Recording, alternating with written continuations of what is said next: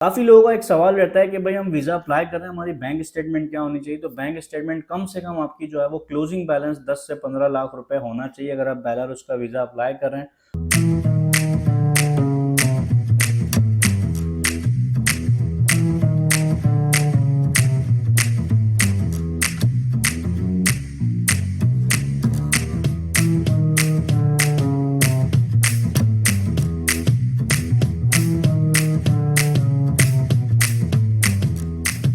अस्सलाम वालेकुम, मेरा नाम है हारिस शाहिद। आप देख रहे हैं मेरा official YouTube channel travel tips with Haris Shahid. उम्मीद करता हूँ आप सब खैरियत से होंगे, ठीक ठाक होंगे।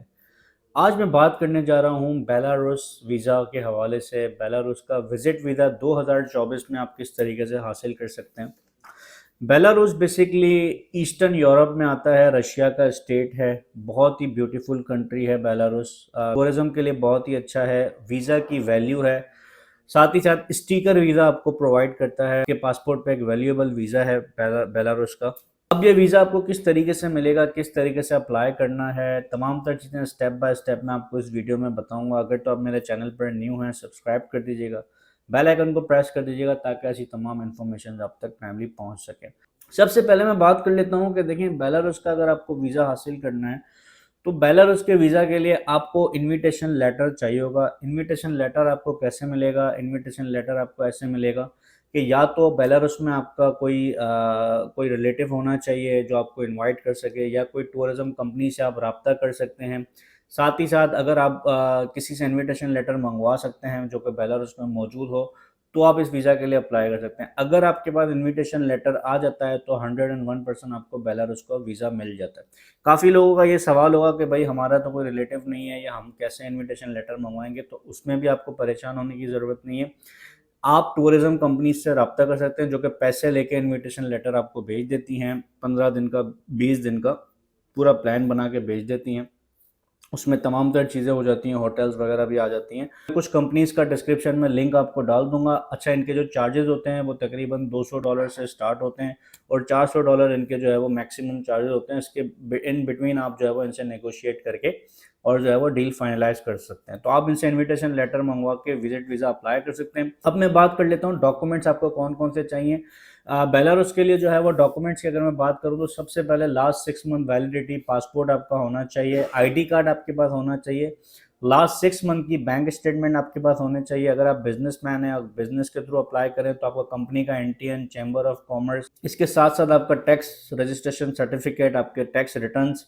इसके अलावा कोई अदर फाइनेंशियल डॉक्यूमेंट्स है तो वो भी आप साथ में अटैच कर दें। पुलिस क्लियरेंस सर्टिफिकेट भी आपको चाहिए होता है, वो भी इसमें आपको अटैच करना है।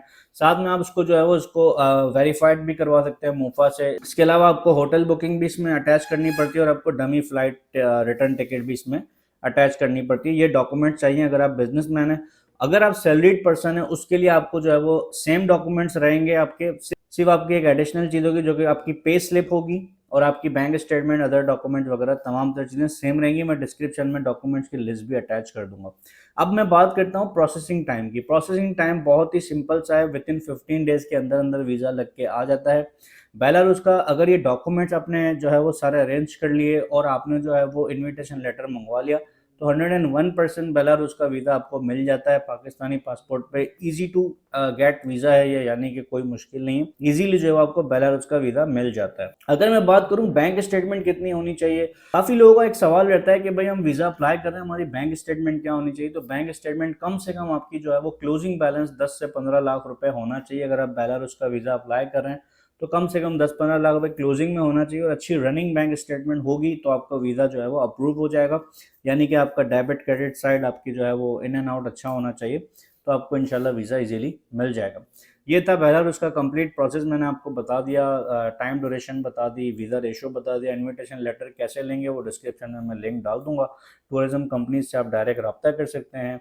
इसके अलावा अगर आपको कोई हेल्प चाहिए हो बेलारूस के वीज़ा के हवाले से तो डिस्क्रिप्शन में मेरा इंस्टाग्राम का लिंक भी मौजूद है, आप मुझसे वहाँ पर भी रब्ता कर सकते हैं।